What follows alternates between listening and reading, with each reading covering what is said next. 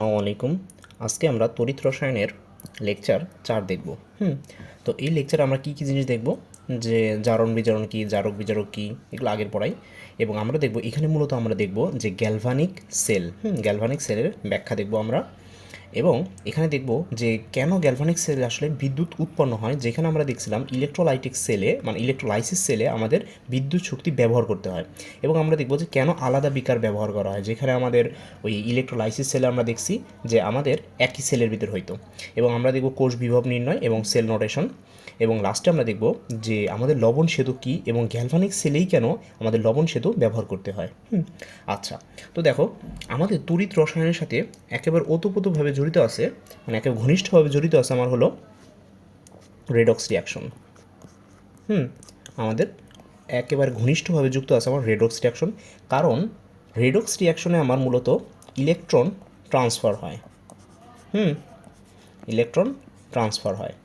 আর আমরা ফিজিক্সে পড়ছি যে ইলেকট্রন ট্রান্সফার বা flow of electron, flow of electron, flow of electron এইটাই হলো আমাদের মূলত তড়িৎ, বা বলতে পারো আমাদের কারেন্ট। এবং এখানে একটা জিনিস মনে রাখতে হবে, ফ্লো অফ ইলেকট্রনকে কারেন্ট বলা ওইভাবে ঠিক হবে না। বলতে পারো যে একটা নির্দিষ্ট দিকে, একটা স্পেসিফিক ডিরেকশন, বা বলতে পারো নির্দিষ্ট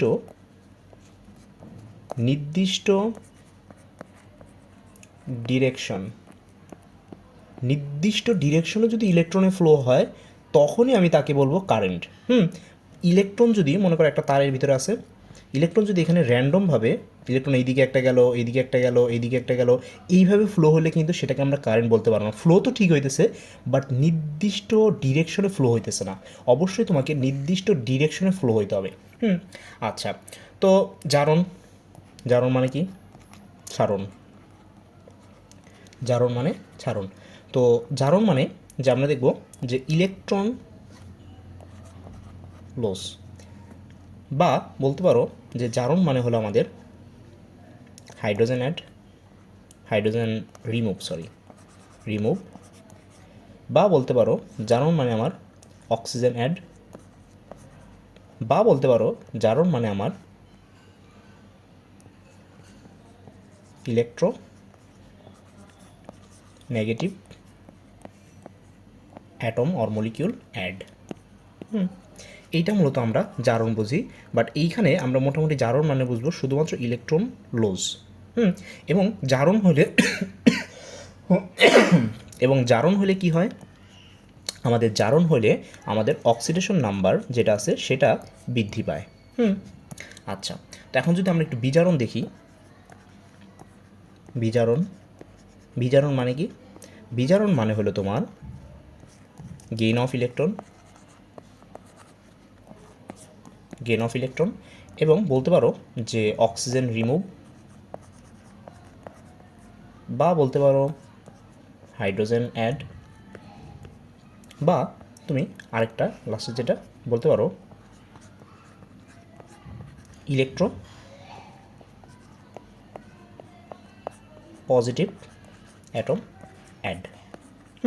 এবং বিজারণ হলে লাস্টে যেটা সেটা হলো অক্সিডেশন নাম্বার আমার কমে। তো এই হলো জারণ বিজারণ। এবং যদি বলি দিই অক্সিডাইজিং এজেন্ট বা জারক, জারকের কাজ কি? জারক মূলত আমাদের কি করবে, সে নিজে বিজারিত হবে। নিজে বিজারিত, বিজারিত, বাট অন্যকে জারিত করবে।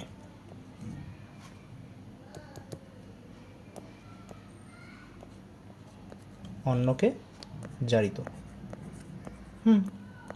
জারিত করবে। তাহলে ঠিক একইভাবে আমাদের বিজারক কী হবে? বিজারক হবে সে যে নিজে জারিত হবে এবং অন্যকে অন্যকে বিজারিত করবে, বিজারিত করবে। আচ্ছা, তো এই পর্যন্ত ছিল হলো বেসিক। তো আজকে আমরা দেখব যে আমাদের মূল টপিক, যেটা হলো আমাদের galvanic cell. Galvanic galvanic cell. তো আমরা এর প্রিভিয়াস লেকচারে দেখছিলাম যে আমাদের ইলেকট্রোলাইসিস যেটা, ইলেকট্রোলাইসিস আমরা কি দেখছিলাম, যে আমাদের একটা বিকার থাকে এবং এই বিকারে আমরা এখানে একটা ব্যাটারি দিই এবং এইখানে আমরা একটা ক্যাথোড দিই এবং এইখানে আমরা একটা অ্যানোড দিই এবং এইখানে আমরা একটা লিকুইড দিই, কোনো একটা ইলেকট্রোলাইট যেটা আমাদের ভেঙে যায় কার উপস্থিতিতে, এই যে এখানে ফ্লো অফ ইলেকট্রনের কারণে। এখানে আমাদের এই যে এখান থেকে যে ফ্লো ইলেকট্রন হয়, ফ্লো অফ ইলেকট্রনের কারণে আমাদের মূলত ইলেকট্রনের যে ফ্লো হইতেছে, সেই জন্য আমাদের কি হয় যে এইখানের এই ইলেকট্রোলাইটগুলো ভেঙে যায় এবং একটা ক্যাথোডে চলে যায় এবং একটা অ্যানোডে চলে যায়। তো আমরা এখন গ্যালভানিক সেলটা কোনটা পড়বো? গ্যালভানিক সেলটা আমরা পড়বো জাস্ট এই যেটা নিয়ে, এটা কি? এটা হলো আমাদের ব্যাটারি। আমরা মূলত পড়ব যে এমন একটা জিনিস যেটা আমাদের ইলেকট্রোলাইসিসে কাজে আসে।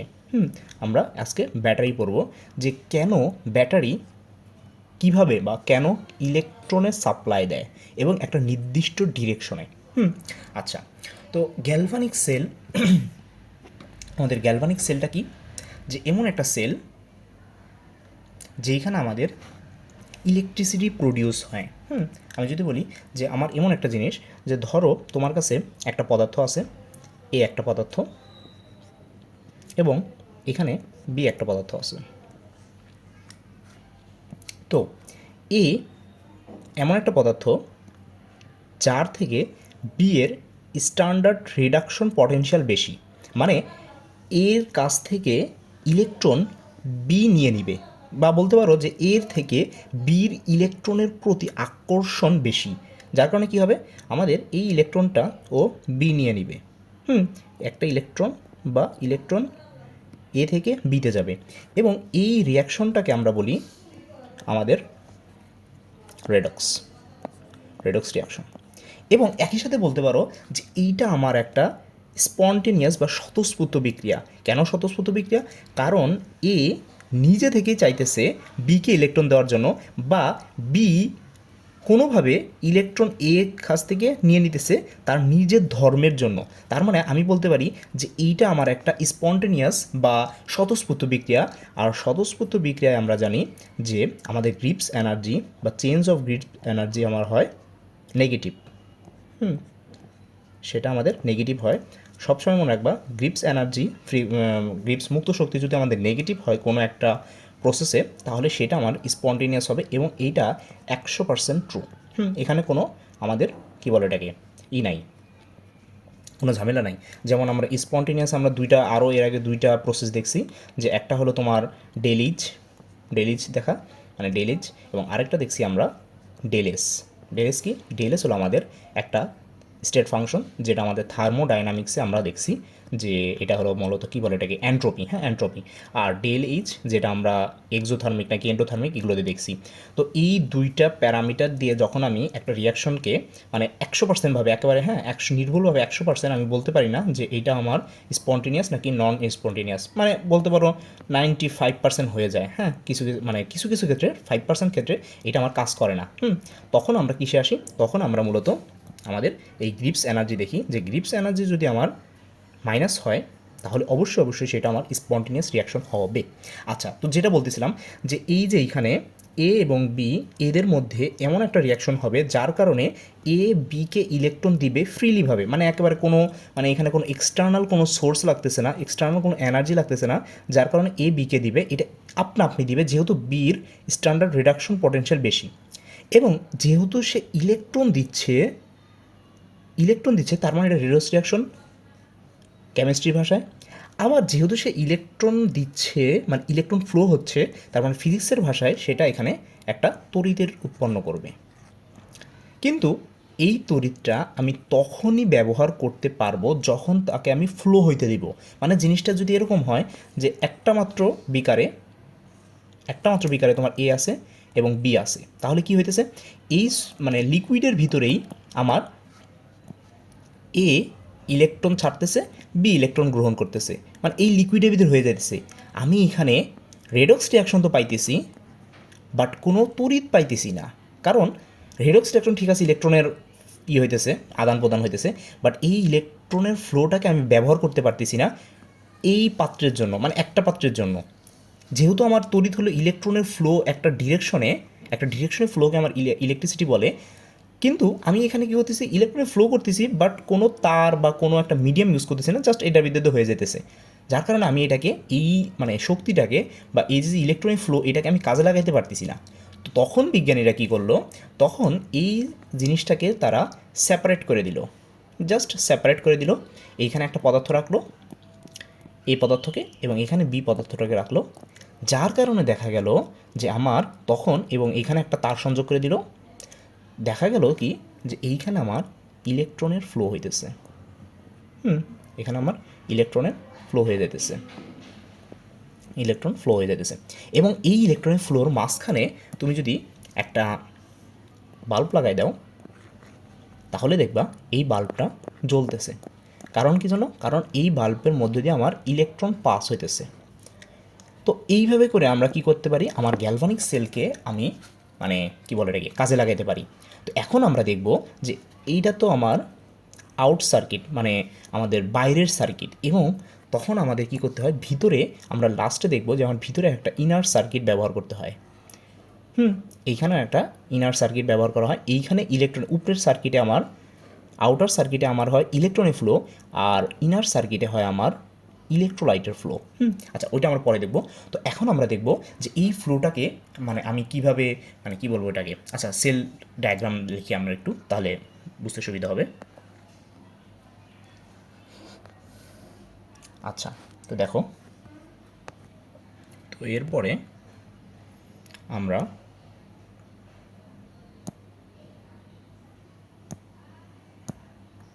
আচ্ছা দেখো, তো এখন আমরা যেটা দেখব সেটা দেখব আমরা সেল ডায়াগ্রাম।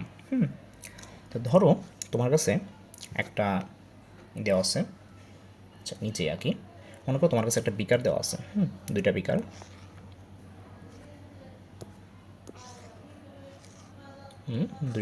দেওয়া আছে, এবং তুমি কি করছো, এইখানে এই প্রথম বিকারে জিঙ্ক সালফেট নিছো, যেটা দেখতেও সাদা, যেহেতু সে ট্রানজিশন এলিমেন্ট না।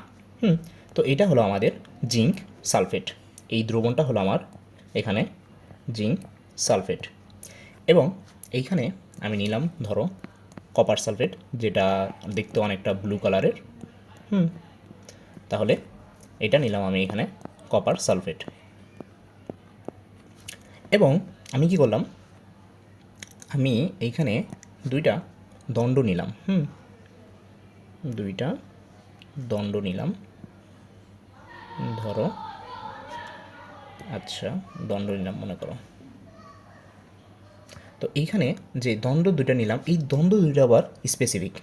যেহেতু আমি জিঙ্ক সালফেটে দণ্ডটাকে চুবাইছি, তার মানে আমাকে এটা করার কিছু নাই, জিঙ্কই নিতে হবে, এবং এখানে বুঝতে পারতেছো এটা আমাকে কপারের নিতে হবে। তো এখন আমি কি করলাম, এই দুইটাকে আমি একটা সংযোগ দিলাম, আউটার সংযোগ, একটা তার দিয়ে সংযোগ দিলাম। এখন বাকিটা হলো কি, আমার একটা সল্ট ব্রিজটা আমি একটু পরে দেখি। তো এখন এখানে মনে করো যে আমি কী করলাম, এখানে একটা ভোল্ট মিটার দিলাম, বাল্ব না দিয়ে ভোল্ট মিটার দিলাম, এবং এই ভোল্ট মিটারটা কী করে, এইভাবে রিডিং দেয়। আচ্ছা, তো মোটামুটি হয়ে গেছে, এটা জিঙ্ক, এটা কপার। আচ্ছা, তো এখন কি হয়, দেখা যায় যে আমার এই যে জিঙ্ক আছে, এই যে জিঙ্কের দণ্ডটা আছে, এবং এইখানে আমি প্রচুর পরিমাণ, আমি যদি একটু এইগুলো লিখি, যে এখানে আমার জিঙ্ক সালফেট আছে, জিঙ্ক 2+, আমি সালফেটগুলো না লিখি কারণ তোমরা জানো এটা সালফেট হলো দর্শকায়ন, ওটা কোনো কাজ হবে না এখানে।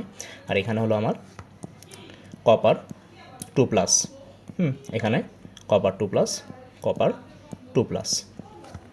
আচ্ছা, তো এখন প্রথমে কি হয় যে আমার এই যে জিঙ্ক 2+ আছে এখানে, এই যে জিঙ্ক 2+ আছে এবং এখানে সালফেট আয়ন আছে। তো এখানে প্রথমে এই যে দণ্ডটা আছে, এই দণ্ডের যে জিঙ্ক সলিডটা আছে ও কি করে যে জিঙ্ক সলিড সলিড ও ইলেকট্রন ত্যাগ করে। ইলেকট্রন কেন ত্যাগ করে? কারণ ওর কাছ থেকে ইলেকট্রন যেই মুহূর্তে তুমি সংযোগ দিয়ে দিছো, ওর কাছ থেকে ইলেকট্রন নেওয়ার জন্য আমার প্রস্তুত আছে এখানে এই যে কপার প্লাস। কারণ কপার প্লাসের ইলেকট্রন আসক্তি বা স্ট্যান্ডার্ড রিডাকশন পটেনশিয়াল বেশি। ও ইলেকট্রনকে বেশি অ্যাট্রাক্ট করতে পারে জিঙ্কের তুলনায়। তো তখন কি করে এই জিঙ্ক, এই যে এখান থেকে জিঙ্ক, ধরো আমি তোমাকে দেখাই যে ধরো তোমার এই যে এখানে মনে করো জিঙ্কের ছোটো ছোটো ইয়ে আছে, আমি এগুলোকে জিঙ্ক দেখাইতেছি। ধরো মনে করো, তো এখান থেকে জিঙ্ক কী করবে, জিঙ্ক তোমার দুইটা ইলেকট্রন ত্যাগ করে কি হয়ে যাবে, জিঙ্ক অ্যাকোয়াসে চলে যাবে, অ্যাকোয়াস 2+ হয়ে যাবে। আমরা মেটাল এখন বলতে পারো যে ভাই মেটাল কেমনে অ্যাকোয়াস হয়। একটা জিনিস মনে রাখবা, মেটাল তখনই অ্যাকোয়াস হয় যখন সে আয়ন ফর্মে চলে যায়। আয়ন ফর্মে চলে যায়। এখানে জিঙ্ক আছে সলিড, ও ততক্ষণই সলিড থাকবে যখন সে পিওর অবস্থায় থাকবে, মানে কোনো আয়ন অবস্থায় থাকবে না। যেই মুহূর্তে ও ইলেকট্রন ত্যাগ করে দিতেছে সেই মুহূর্তে ও অ্যাকোয়াস হয়ে যেতেছে এবং সে তখন আর সলিডে থাকতে পারবে না। যেই মুহূর্তে এইখানের একটা জিঙ্ক, এই যে আমি জিঙ্ক দেখালাম, এই জিঙ্কটা যে সময় ইলেকট্রন ত্যাগ করবে তখন সে আর সলিডে থাকতে পারবে না, তখন সে আমার এই দ্রবণে চলে যাবে। প্রতিনিয়ত ইলেকট্রন ত্যাগ করতেছে আর দ্রবণে চলে যাইতেছে। তো এইটা হলো আমার কী রিয়াকশন। আমি যদি মানে ওইভাবে দেখাই তাহলে এইটা হলো আমার অ্যানোড রিয়াকশন। অ্যানোড, যেহেতু অ্যানোড হইতেছে এবং অ্যানোড এটা ফুল রিয়াকশন না যেহেতু, তাহলে অ্যানোড হাফ রিয়াকশন। আচ্ছা, অ্যানোড হাফ রিয়াকশন। আর এখন যদি আমি বলি যে এই যে এইখানে ইলেকট্রনটা ত্যাগ করলো, এই ইলেকট্রনটা গেল কোথায় আসলে? এই ইলেকট্রনটা মূলত এইখানে চলে যেতেছে। কার কাছে যেতেছে? যে এতক্ষণ ধরে ইলেকট্রন চাইতেছিল, ইলেকট্রনটা এখানে যাইতেছে। তো এখন এখান থেকে যেহেতু চলে যেতেছে, তার মানে এই যে জিঙ্ক দণ্ডটা আছে, এই জিঙ্ক দণ্ডটা দেখা যায় একটু কমতে থাকে। জিঙ্ক দণ্ডটা একটু কমতে থাকে, এখানে কমতে থাকে, মানে চলে যেতেছে যেহেতু সে অ্যাকোয়াসে চলে গেছে এবং এইখানে আমার বেশি পরিমাণ আমার জিঙ্ক হয়ে গেছে। ধরো আগে 3টা ছিল, এখন আমি ওইভাবে ঘিজি না করে আমি মনে করো 7টা দিলাম, 7টা হয়ে গেছে, 7টা জিঙ্ক প্লাস। এখন আসি এই সাইডে। এই সাইডে কী হবে, এই যে এখানে যে ইলেকট্রনগুলো আসতেছে কী করবে, এই ইলেকট্রনটা যে এই দণ্ডে থাকবে তখন এই ইলেকট্রনগুলো কী করবে, এই যে কপার আছে এই কপারটা গ্রহণ করবে। কপার ছিল আমার আয়ন অবস্থায়। আমি যদি লিখি কপার 2+ ছিল আমার অ্যাকোয়াস অবস্থায়, যেহেতু সে আয়ন সুতরাং সে জলীয় অবস্থায়। যেই মুহূর্তে সে এই জিঙ্কের দেওয়া 2টা ইলেকট্রন গ্রহণ করলো সেই মুহূর্তে সে কপার সলিড হয়ে গেল। আর যেহেতু সে সলিড হয়েছে সুতরাং সে এখন কি করবে, এই যে এখানে ধরো আমি নতুন কপারকে দেখালাম মিল দিয়ে, মনে করো এই যে কপারগুলো আছে, নতুন কপারগুলো, তার মানে দেখা যাবে যে আমার এইটা একটু ফুলে যাবে, মানে আমার ক্যাথোডটা একটু বড় হয়ে যাবে, যেহেতু সে সলিড হয়ে জমা হইতেছে। এবং দেখো প্রতিনিয়ত আমার এখান থেকে কপারের পরিমাণ কমতেছে, মানে কপার প্লাসের পরিমাণ কমতেছে। আগে ছিল 3টা, ধরো এখন আমি ধরলাম একটা আছে। মানে পরিমাণটা খুবই কম হয়ে যেতেছে, একটা আছে, ধরো একটা আছে। তো বুঝতে পারতেছো কপার প্রতিনিয়ত চলে যেতেছে কোথায়, আমার ক্যাথোডে চলে যেতেছে। তো এখন এখানে একটা প্রশ্ন আসে যে ভাই ইলেকট্রোলাইসিসে আমি দেখছি যে আমার এই যে অ্যানোডটা সেটা থাকে আমার পজিটিভ আর আমার ক্যাথোডটা থাকে নেগেটিভ। এটা খুবই স্বাভাবিক, কারণ আমি তখন ইলেকট্রোলাইসিসে আমি ব্যাটারি ব্যবহার করতাম, ব্যাটারির পজিটিভ প্রান্ত দিতাম আমি অ্যানোডে, তাই সে পজিটিভ হবে খুব সহজে।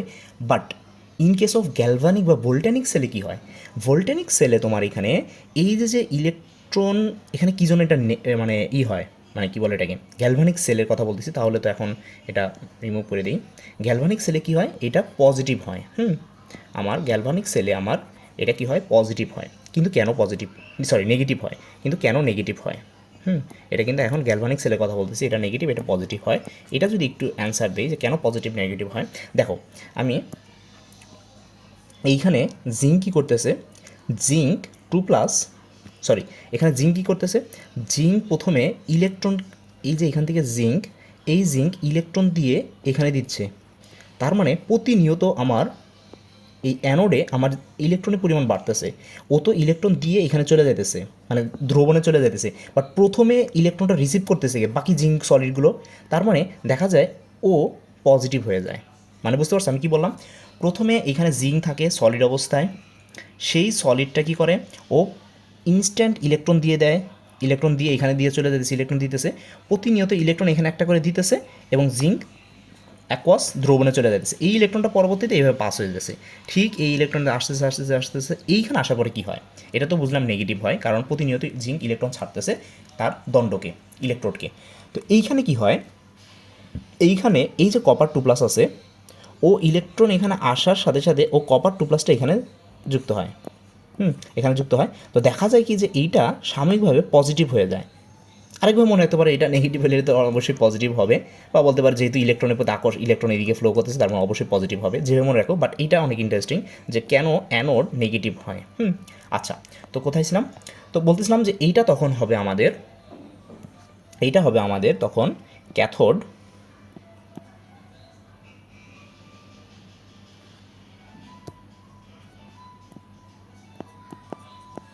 Cathode half reaction. Cathode half reaction. আচ্ছা, তো এখন যদি আমি একটু সেল নোটেশনটা একটু লিখে ফেলাই, যে এটার ক্ষেত্রেই সেল নোটেশন। আচ্ছা, সল্ট ব্রিজটা একটু বুঝাই দিই আগে। তো সল্ট ব্রিজটা আসলে কেন ব্যবহার করি দেখো। তো সল্ট ব্রিজটা হলো আমার ইনার সার্কিট, এখানে আউটার সার্কিটে ইলেকট্রন ফ্লো হইতেছে। তো দেখা যায় কি, যেহেতু আমি এখানে বলছিলাম যে 7টা আমার প্লাস হয়ে যেতেছে, এবং এখানে একটা মাত্র আমার মানে পজিটিভ থাকতেছে, কপার 2+ থাকতেছে। আর এইখানে আমার কি হইতেছে, সরি, এইখানে আমার একটা কপার সালফেট থাকতেছে, কিন্তু এইখানে আরেকটা জিনিস লিখতেই হইতেছে এখন, এখানে সালফেট আছে, SO4 2- আছে। তার মানে ওর পরিমাণটা কপারের প্লাসের তুলনায় বাইরে যেতেছে, মানে সালফেটের পরিমাণটা বাইরে যেতেছে কার তুলনায়, আমার কপার 2+এর পরিমাণ। মানে এখানে সাময়িকভাবে বলতে পারো যে এখানে আমার সাময়িকভাবে এখানে পজিটিভ হয়ে যেতেছে, পজিটিভ হয়ে যেতেছে, কপার 2+- আরে কী লিখতেছি এখানে, কপার, আরে এটা মাইনাস হবে, হ্যাঁ, তো সালফেট মাইনাস আর কি, হ্যাঁ। তো এখানে সাময়িকভাবে আমার মাইনাস হয়ে যেতেছে, যেহেতু আমার কপারের তুলনা কপার কমে যেতেছে, কপার 2+ কমে যেতেছে। আর এইখানে কি হয়, এইখানে আমার সাময়িকভাবে পজিটিভের পরিমাণ বাইরে যেতেছে, যেহেতু আমার প্রতিনিয়ত দ্রবণে জিঙ্ক প্লাস যুক্ত হয়ে যেতেছে। তাহলে এটা একটা সময় দেখা যাবে কি যে এই সেলের ইলেকট্রনের যে ফ্লোটা হইতেছে, এখানে ইলেকট্রনের যে ফ্লোটা হইতেছে, এই ফ্লোটা নষ্ট হয়ে যাবে। কেন নষ্ট হয়ে যাবে, মানে আর চলবে না। এই জন্য আমার দেখা যায় যে ব্যাটারি একটা সময় হয়ে যায়, হ্যাঁ, সল্ট ব্রিজ যতই দাও একটা সময় যায় এটা মানে ডেথ হয়ে যায়, হ্যাঁ। তো ব্যাপারটা হচ্ছে কি যে এই ইলেকট্রন ফ্লো আর করবে না, কারণ এইখানে পজিটিভের হয়ে গেছে, এখানে নেগেটিভ একটা দলা হয়ে গেছে, মানে দুইটা আলাদা হয়ে গেছে। তো তখন আমাদের উৎপত্তি হয় যে আমি এখানে সল্ট ব্রিজ ব্যবহার করব। আমি এখানে কি ব্যবহার করব, একটা সল্ট ব্রিজ ব্যবহার করব। তো সল্ট ব্রিজটা কোন কালার দিয়ে দেখাবো, ধরো সল্ট ব্রিজ যেহেতু তুলারই, ধরো আমি সাদা কালার দিয়ে দেখালাম, এই যে আমার এটা হলো সল্ট ব্রিজ। যে অনেকটা দেখা যায় যে এটা আমার একটা উল্টানো একটা ছাতার মতো, উল্টানো একটা ইউ শেপের, হ্যাঁ, উল্টানো ইউ শেপের। তো এইটা আমার কেন প্রয়োজন হয়, সল্ট ব্রিজে আমি সচরাচর KCl ব্যবহার করি, বা যে কোনো একটা সল্ট ইলেকট্রোলাইট, যেটা একটা ভালো ইলেকট্রোলাইট, হ্যাঁ, ইলেকট্রোলাইট মানে কি পজিটিভ এবং নেগেটিভ থাকবে। তো আমি ধরো KCl ইউজ করলাম, এই KClটা কী করবে, KCl এখানে কি থাকবে আমার K+ এবং Cl-, পজিটিভ ইলেকট্রোড, তো পজিটিভ আর নেগেটিভ থাকবে। তো যেহেতু এইখানে আমার পজিটিভ বেড়ে গেছে, যেহেতু আমার অ্যানোডে পজিটিভ, অ্যানোড সেলে আমার মানে অ্যানোড দ্রবণে আমার পজিটিভ বেড়ে গেছে, আস্তে করে এই ক্লোরিনটা কী করবে, এইখানে চলে আসবে, যাতে আমার এই পজিটিভের মাত্রাকে কমাইতে পারে। আর বাকি থাকলো পটাশিয়াম প্লাস, ওর কাজ কি, ও আস্তে করে এদিকে চলে আসবে, আমার এখানে মাইনাসকে রিডিউস করবে। তো এইভাবে করে মূলত আমি এই ইনার সার্কিটটা আমি কমপ্লিট করি। ইনার সার্কিট যদি কমপ্লিট না করো তাহলে বাবা মানে একেবারে খুবই কম হয়ে মানে ইটা অফ হয়ে যায়, বুঝতে পারছো। এই সল্ট ব্রিজ অনেক গুরুত্বপূর্ণ একটা রাখে, যেটাকে তোমার মানে বিক্রিয়াটাকে কমপ্লিট করে বলতে পারো। আচ্ছা, তো এখন আমরা দেখবো একটু সেল নোটেশন, বা একটা মানে সেলকে আমি কিভাবে উপস্থাপন করব।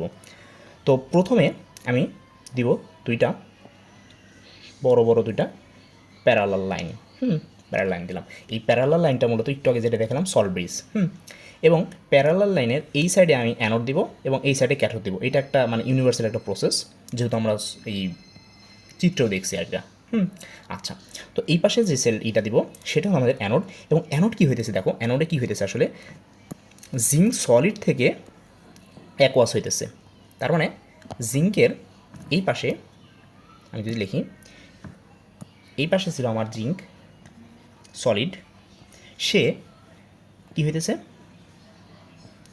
জিঙ্ক 2+ হইতেছে এবং এখানে ফর্মটা অবশ্যই লিখতে হবে, সে অ্যাকোয়াস হইতেছে। এবং অপর সাইডে আমার কপার, সে কী ছিল প্রথমে কপার 2+, যেটা আমার অ্যাকোয়াস অবস্থায় ছিল। বারবার বলতেছি যে সলিড হইলেই যে সে মানে কি বলে এটাকে, সলিড হলে যে শক্ত অবস্থায় থাকবে এমন না, সলিড মানে মেটাল হয়েও সে অ্যাকোয়াস হইতে পারে যখন সে আয়ন অবস্থায় থাকে। এবং সে কী হয়ে যেতেছিল কপার সলিড হয়ে গেল, প্রথমে ছিল অ্যাকোয়াস দেন সলিড হয়ে গেল। তো এইভাবে করে আমি যে আমার একটা সেল নোটেশন আমরা করতে পারি। মূলত এইখানে এই পার্টটা এটা হলো অ্যানোডের পার্ট বা বলতে পারো রিয়াক্ট্যান্টের পার্টটা। এটা আমার রিয়াক্ট্যান্ট, এটা আমার প্রোডাক্ট, এটা আমার রিয়াক্ট্যান্ট, এটা আমার প্রোডাক্ট, যদি কেমিস্ট্রির ভাষায় বলো আর কি। আচ্ছা, তো এখন আমরা দেখতেছি যে তোমার এটা ছিল আমার অ্যানোডের পার্ট, এটা আমার ক্যাথোডের পার্ট। এটা আমার ক্যাথোডের পার্ট। তো এইভাবে করে আমি সেল নোটেশন একটা দিতে পারি। এখানে সেল নোটেশনের গুরুত্বপূর্ণ জিনিসগুলো কি, প্রথমে আমার সলিড অবস্থায় ছিল, সে অ্যাকোয়াস হয়ে গেছে 2টা ইলেকট্রন ত্যাগ করে, এবং মাঝখানে সল্ট ব্রিজ আছে এবং এইখানে দিয়ে এটা আলাদা করতেছে, এবং এইখানে কপার 2+ ছিল যে ওই 2টা ইলেকট্রন গ্রহণ করে আমার সলিড হয়ে যেতেছে, এবং এটা আমি ভাগ করে দিলাম এই দিয়ে। তো এটা হলো আমার সেল নোটেশন। তো এখন আমরা দেখব একটু যে আমাদের কোষ বিভব, স্ট্যান্ডার্ড পটেনশিয়াল বলতে পারো কোষ বিভব, মানে আমি কীভাবে EMF, electromotive force, EMF electromotive force, এটা আমি কীভাবে বের করি। এই জিনিসটা কি জানো, এই ইএমএফটা কি, এটা হলো এই যে এখানে যে আমার যে এই ভোল্টমিটারটা আছে, এই ভোল্টমিটার কি রিডিং দিতেছে, এটা। আচ্ছা, তো এখন ইএমএফ কীভাবে বাই করবো আমরা। ইএমএফ বাই করার সূত্রটা হলো আমাদের যে এটা ই নট সেলের অবশ্যই আমরা সেলেরই বাই করবো। E naught cell is equal to E anode, এবং আমাদের অ্যানোডে কী হয়, অ্যানোডে আমার অক্সিডেশন হয়, এটার যেটাই থাকুক এই মানটা, নট প্লাস ই ক্যাথোড, এবং এখানে ক্যাথোডে কী হয়, রিডাকশন হয়, রিডাকশন হয়, এবং এটা 0। এখানে নটের কাজটা কি, এই নট বলতে এখানে কি বুঝাইতেছে আসলে, এই যে নট, এই নটটা বুঝাইতেছে যে আমার এইখানে অনেক কিছু আমি ধরে নিছি, অনেক কিছু আমি ধরে নিছি, যেমন টেম্পারেচারকে আমি ফিক্সড করে নিছি, আমার কনসেন্ট্রেশনকে আমি ফিক্সড করে নিছি, এই সব কিছুকে ফিক্সড করার পরে আমি এই নটটা ধরছি ই সেলের ক্ষেত্রে একেবারে স্ট্যান্ডার্ড অবস্থায়। আচ্ছা, তো এইটা হলো আমাদের যে একটা সেলের জন্য মানে কি বলা যায়, সেলের পটেনশিয়াল ইএমএফ বাই করার জন্য আর কি, স্ট্যান্ডার্ড অবস্থায় যেই সময় তোমার টেম্পারেচার এবং কনসেন্ট্রেশন মানে অন্য ভিন্ন দেওয়া থাকবে, তখন আমরা নান্সড ইকুয়েশন দেখব, যেটা আমরা নেক্সট লেকচারে দেখব, এবং তারপর আমরা গ্রিপস এনার্জি দেখব, গ্রিপস ফ্রি এনার্জি, ওটা আরও ডিটেলস আমরা দেখব। তো এই তো আজকে এই পর্যন্ত ছিল। আর কি কোনো কোশ্চেন বাকি পড়ছে দেখি তো একটু, এখানে মূলত সবগুলোই হয়েছে। তো এইগুলো যদি আমি অ্যান্সার একেবারে শর্টকাটে দিতে চাই, জারণ বিজারণ কি জারণ, এটাতে দেখছি আমরা গ্যালভানিক সেলের ব্যাখ্যা এটা দিছি। বিদ্যুৎ উৎপন্ন হয় কেন, অবশ্যই এটা একটা স্পন্টেনিয়াস রিয়াকশন, এটা বাইরে থেকে কোনো এনার্জি দিতে হয় না, এটা মূলত নিজেদের ভিতরে রিয়াকশন করে উল্টা আমার ইলেকট্রিক এনার্জি দেয়। এবং কেন আলাদা বিকারে রাখা হয় বুঝতে পারতেছে, একই বিকারে যদি রাখি তাহলে কোনো কাজ হবে না আমার, মানে দিন শেষে আমি আউটপুট কিছুই পাবো না। এবং কোষ বিভব কি আমরা দেখছি, ইলেকট্রোমোটিভ ফোর্স, এবং সেল নোটেশন দেখছি আমরা, এবং লবণ সেতু কেন ব্যবহার করা হয়, এবং লবণ সেতু কী দেখছি আমরা, উল্টানো ইউ আকৃতির, এবং যেটা আমার সেলের ইনার সার্কিটকে কমপ্লিট করে। আচ্ছা, তো এরপর গ্যালভানিক সেলে কেন ব্যবহার করা হয়, কারণ আমরা দেখছি গ্যালভানিক সেল একটা পর্যায়ে যে মানে অফ হয়ে যেতে চায়, তো তখন সেটাকে আবার মানে সার্কিটটাকে আবার মানে ফ্লোতে আনার জন্য আমাদের গ্যালভানিক সেলেই ব্যবহার করতে হয়, আয়নের সমতার জন্য। আচ্ছা, তো আজকে আমাদের এই পর্যন্তই, আমরা নেক্সট লেকচারে আমাদের দেখব বাকি জিনিসগুলো নান্সড ইকুয়েশন এবং আমরা গিবস ফিন এনার্জি আরও অনেক ইম্পর্টেন্ট জিনিস দেখব। তো এই তো।